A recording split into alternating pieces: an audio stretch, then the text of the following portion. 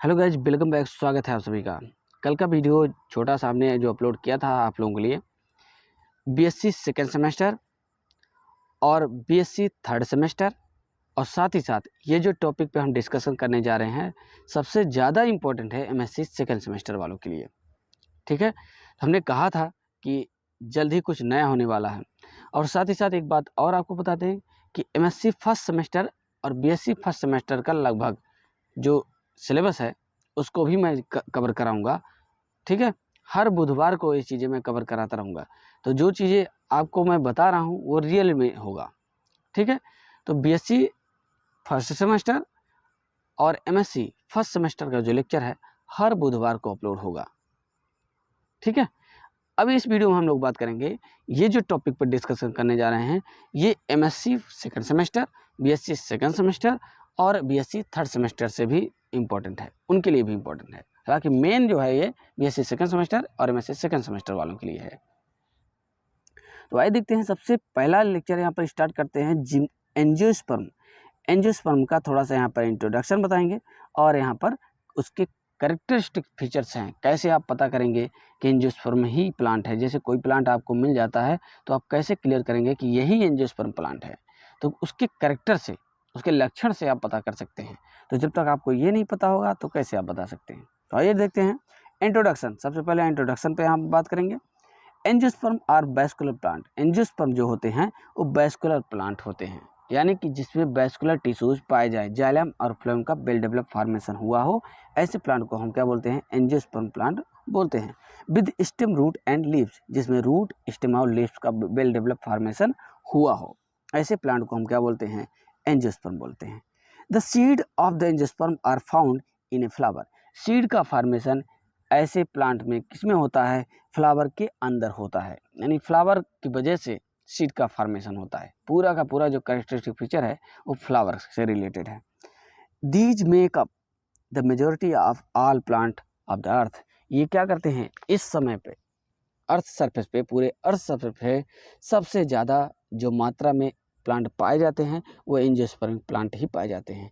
आपको जिम्नो के प्लांट बहुत कम देखने को मिलेंगे, आपको टेडो के प्लांट बहुत कम देखने को मिलेंगे, ब्रायो के प्लांट बहुत कम देखने को मिलेंगे। हालांकि एल्गी आपको बहुत सारे देखने को मिल सकते हैं, लेकिन इवन अगर देखा जाए तो मेजोरिटी पार्ट में अर्थ सरफेस पे कौन से प्लांट पाए जाते हैं? तो वो हैं एंजियोस्पर्म। आगे देखिए नेक्स्ट पॉइंट में, hence they are also known as flowering plant. अब बस इसी वजह से, यही कुछ लक्षणों की वजह से इनको क्या कहा जाता है? फ्लावरिंग प्लांट कहा जाता है, क्योंकि इसमें फ्लावर पाया जाता है। अगर देखा जाए तो यहाँ पे मार्फोलॉजी का हम डिस्कशन करेंगे। इसकी मार्फोलॉजी अगर देखा जाए तो ये पार्ट फ्लावर कहलाएगा, और ये लीफ है, मीन्स फ्रूट है, पूरा लीफ है, स्टेम है, नोड, इंटर नोड, आपको सब कुछ के, यानी जो जिस पार्ट से लीफ का फॉर्मेशन होता है उसको हम बोलते हैं नोड, या ब्रांच का फॉर्मेशन होता है उसे बोलते हैं नोड। ठीक है, उसके बाद का जो स्पेस बचता है उसको इंटर नोड बोलते हैं। ओके, और तो इसके बारे में हम लोग आगे भी बात करेंगे। मॉर्फोलॉजी का एक एक वीडियो आपको मैं बताऊंगा, और साथ ही साथ पूरा कैरेक्टरिस्टिक फीचर के साथ आपको यहाँ पे मैं इन्फॉर्म करने वाला हूँ, बताने वाला हूँ। Angiosperm are the most advance and beneficial group. Most advance अगर देखा जाए, कहा जाता है कि सभी प्लांट्स में सबसे मोस्ट एडवांस या सबसे प्रिमिटिव कौन है? तो यहाँ पर एडवांस की अगर बात करें तो एडवांस प्लांट कौन से होते हैं? एंजियोस्पर्म प्लांट होते हैं। Okay, they can grow in various habitat. ये विभिन्न प्रकार के हैबिटाट में ग्रो कर सकते हैं। कोई पर्टिकुलर ये नहीं कह सकता कि अर्थ पे पाए जाते हैं, कोई पर्टिकुलर ये नहीं कहा जा सकता कि ये एक्वेटिक होते हैं, यानी कि हर प्रकार के हैबिटाट में ये प्लांट ग्रो करते हैं। हर श्रब एंड बुशेस टाइप के, या ट्रीज आप कह सकते हैं, ट्रीज, हर्ब, सर्ब्स, ये सभी पाए जाते हैं इसके अंतर्गत फ्लावरिंग प्लांट में। Okay, now will be discuss about the characteristic features of angiosperm. Angiosperm के मोस्ट इंपॉर्टेंट जो कैरेक्टरिस्टिक फीचर हैं जिसकी वजह से हम ये कह सकते हैं कि यही एंजियोस्पर्म प्लांट है। तो आइए हम इस पर एक एक पॉइंट पर डिस्कशन करते हैं। ठीक है, the important characteristic features of angiosperm are mention below. अब पहला यहाँ पर कैरेक्टर आपको देखना है। पहला कैरेक्टर क्या है? ध्यान से सुनना उसको। ऑल प्लांट्स है, अगर कोई पूछे कि एंजियोस्पर्म क्या होता है, आवृतबीजी पौधे किसे कहते हैं? ठीक है, तो क्या बताएंगे? ऑल प्लांट्स हैव फ्लावर, सभी प्लांट्स जिसमें फ्लावर पाए जाएं, at some stages in their life, life के किसी न किसी स्टेज में उसमें फ्लावर का फॉर्मेशन हुआ हो, तो ऐसे प्लांट को हम क्या कहते हैं? एंजियोस्पर्म कहते हैं। The flower are the reproductive organs for the plant, providing them with the exchanging genetic information. Reproductive organ जो होते हैं उन्हें हम क्या बोलते हैं? फ्लावर, जिसके अंतर्गत male and female reproductive organ पाए जाते हैं।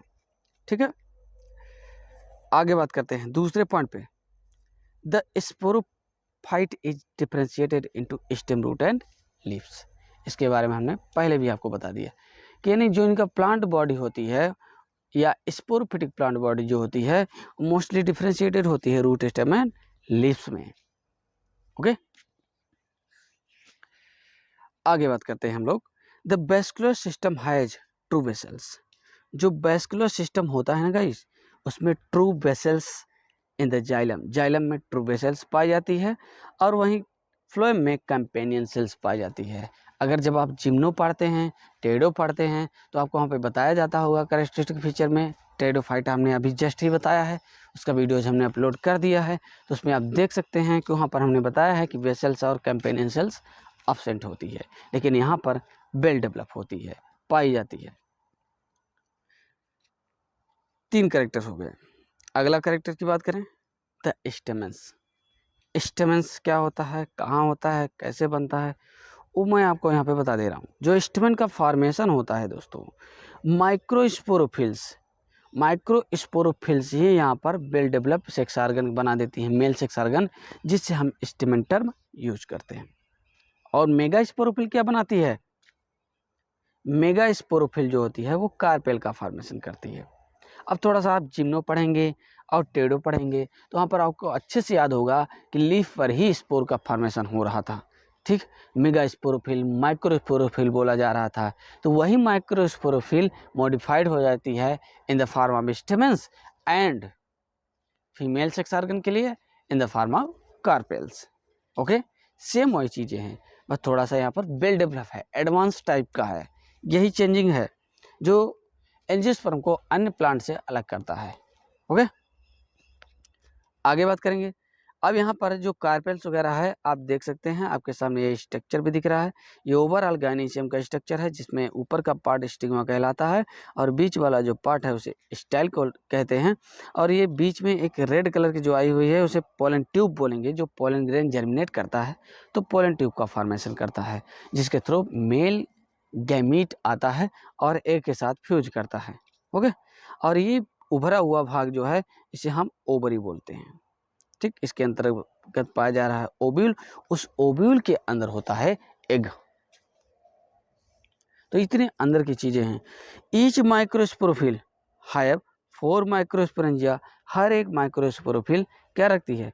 4 स्पोरेंजिया रखती है, जैसे हम बोलेंगे स्पोरेट्राट्स। The ovule are enclosed in the ovary at the base of the megasporophil. Megasporophyll के जस्ट बेस पार्ट पर पाया जाता है ओवरी, और उस ओवरी में पाए जाते हैं ओव्यूल। यही बात यहाँ पर कह रहा है। आगे ये आप देख रहे हैं डिफरेंट टाइप के यहाँ पे माइक्रोस्पोर्स या पोलन ग्रेन हैं। Angiosperm are heterosporous. एंजियोस्पर्म कैसा होता है? टोटली हेट्रोस्पोरस होते हैं, यानी 2 टाइप्स के स्पोर का फॉर्मेशन होता है। समझ गए? मेगास्पोर, माइक्रोस्पोर, जैसे जिम्नोस्पर्म में था। Produce 2 kinds of spores, microspores and means pollen grain and megaspore, that is ovule.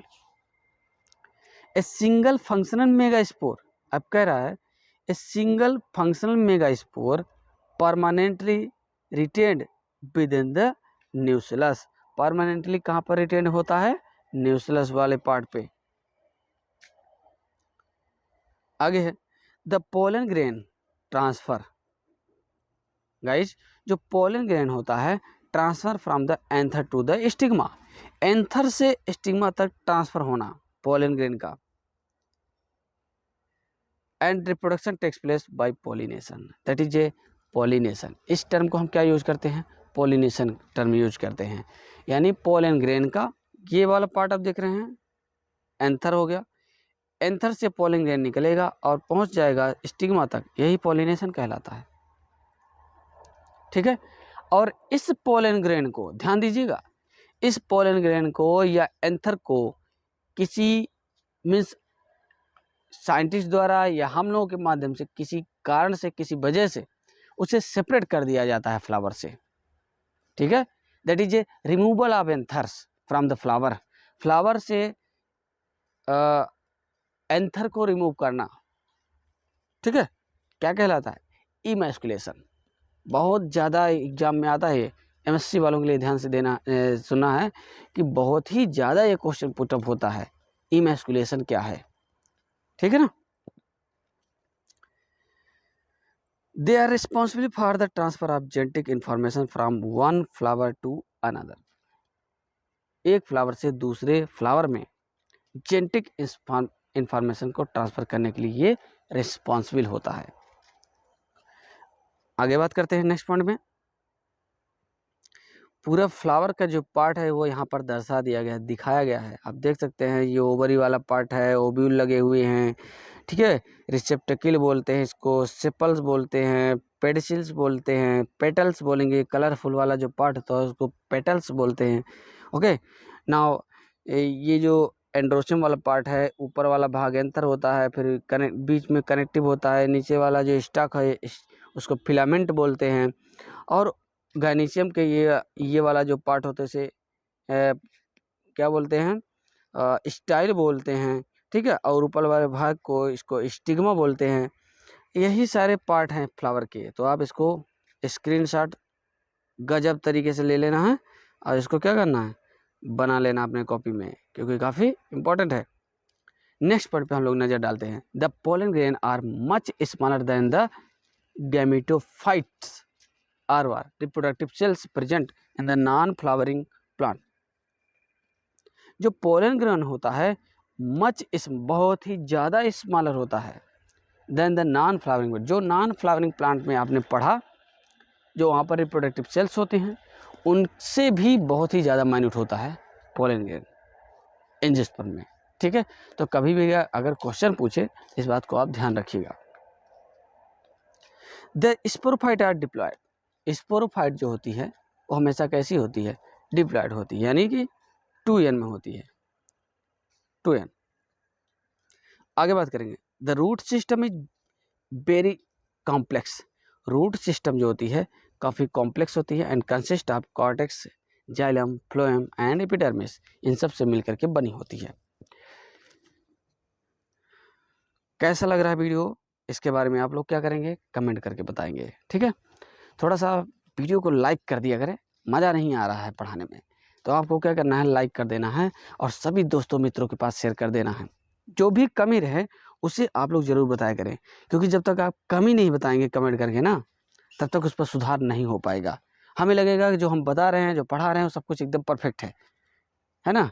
तो उस चीज़ को आपको बताना है कि वो परफेक्ट है या नहीं है, अच्छा है या नहीं है, मैटर कैसा है, अच्छा है या नहीं है, उसके बारे में अगर आप बताते हैं तो थोड़ा सा हमारा जो है कॉन्फिडेंस है वो बढ़ता जाएगा और उस पर अगर गलत है तो हम सुधार भी करेंगे, ठीक ना। आइए नेक्स्ट पॉइंट पे बात करते हैं। The flower undergo double and triple fusion. Flower जो होता है उसमें डबल फर्टिलाइजेशन और ट्रिपल फ्यूजन होता है, डबल एंड ट्रिपल फ्यूजन होता है। अब ये डबल फर्टिलाइजेशन क्या है, ट्रिपल फ्यूजन क्या होता है, जब रिप्रोडक्शन हम पढ़ाएंगे आपको और उसका पूरा फर्टिलाइजेशन की प्रोसेस बताएंगे तो वहाँ पर चीज़ें आपको ये इजी तरीके से समझ में आ जाएगी, ठीक ना। Which lead to the formation of a diploid zygote and triploid endosperms. चलिए, क्योंकि ये मैटर आ ही गया है तो मैं थोड़ा सा एक आपको समझा ही दे रहा हूँ, नहीं तो बड़ा कन्फ्यूजन हो जाएगा, ये चीज़ें कॉम्प्लिकेट होती चली जाएगी।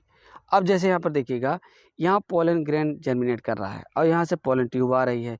भैया ये जो पोलन ट्यूब है इसके साथ 2 मेल गैमीट आते हैं। देखिए फर्स्ट एंड सेकंड 2 गैमीट है कि नहीं। पहला जो गैमीट है वो क्या करता है, ध्यान दीजिएगा, ये बीच में जो एग है इसके साथ फ्यूज हो जाता है। एक सेकंड, ये थोड़ा सा ध्यान दीजिएगा, एग कहाँ पर है, यहाँ इसमें थोड़ा सा अलग टाइप का बना दिए गए हैं। हम यहाँ पर थोड़ा सा आपको अलग तरीके से बता दें, ठीक है।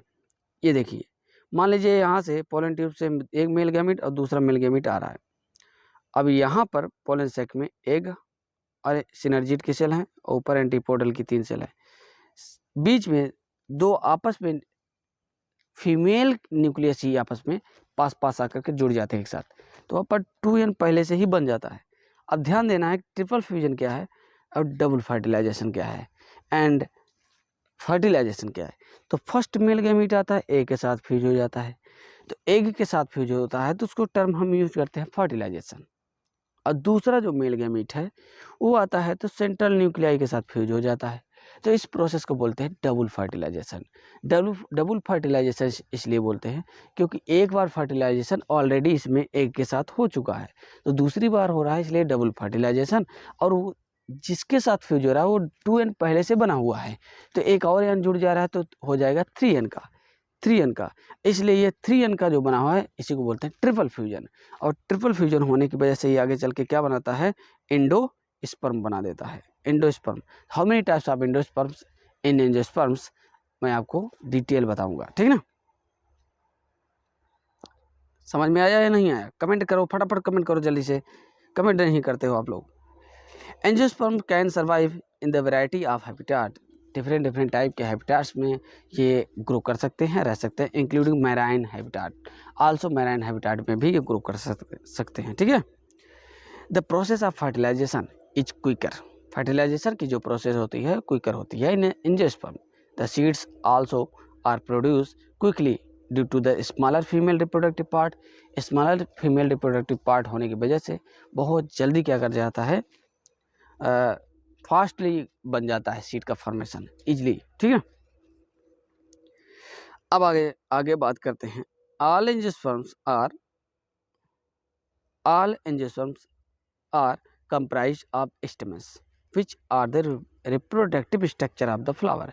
फ्लावर का रिप्रोडक्टिव स्ट्रक्चर होता है और वो भी मेल रिप्रोडक्टिव स्ट्रक्चर होता है क्या, स्टेमन्स या एंड्रोसियम। ये पूरा स्ट्रक्चर बना हुआ है जिस पार्ट से जुड़ा है connective, that is A filament and anther. इसको जब आप रैप्चर करेंगे तो इसके अंदर ढेरों पॉलन ग्रेन होंगे या माइक्रो स्पोर जिसको बोलते हैं, ढेर सारे होंगे, ठीक है। They produce the pollen grain that carry the hereditary information. The carpels enclose developing seeds. जो कार्पेल्स होते हैं, अभी ये वाला पार्ट देखिए यहाँ पर कितना अच्छा लिखा हुआ है, एंथर, फिलामेंट, है ना। The carpels enclose developing seed that may turn into a fruit,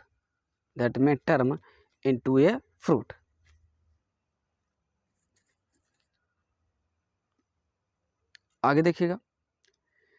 the production of the endosperm is one of the greatest advantages of angiosperm. Production of endosperms, जो एंडोस्पर्म का फॉर्मेशन होता है, one of the greatest advantage of angiosperm. Angiosperm का सबसे बेहतरीन, सबसे advanced क्या है, कैरेक्टरिस्टिक फीचर है। आगे endosperm is form after fertilisation.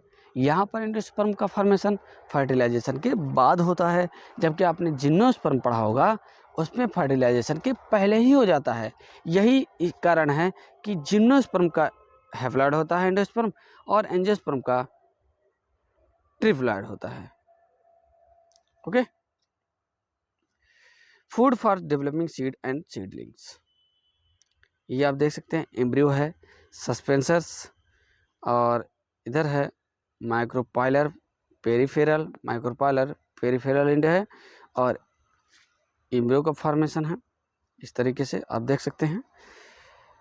तो दोस्तों इस वीडियो में जो भी जानकारी थी एंजियोस्पर्म से रिलेटेड, उसका जनरल अकाउंट, जनरल इंट्रोडक्शंस, वो मैंने आपको बहुत अच्छे तरीके से बता दिया है। कैसा लगा वीडियो, इसके बारे में कमेंट जरूर कीजिएगा, ये मेरी रिक्वेस्ट है आप लोगों से, क्योंकि आपके कमेंट से ही हमारा हौसला बढ़ता है, ठीक। तो बहुत बहुत धन्यवाद हमारे साथ बनने के लिए, आप सबका बहुत बहुत दिल से आभार। वीडियो को फटाफट सबके पास शेयर कर दीजिए, चैनल में पहली बार जुड़ रहे हैं तो सब्सक्राइब कर दीजिएगा और लाइक जरूर कीजिएगा। धन्यवाद।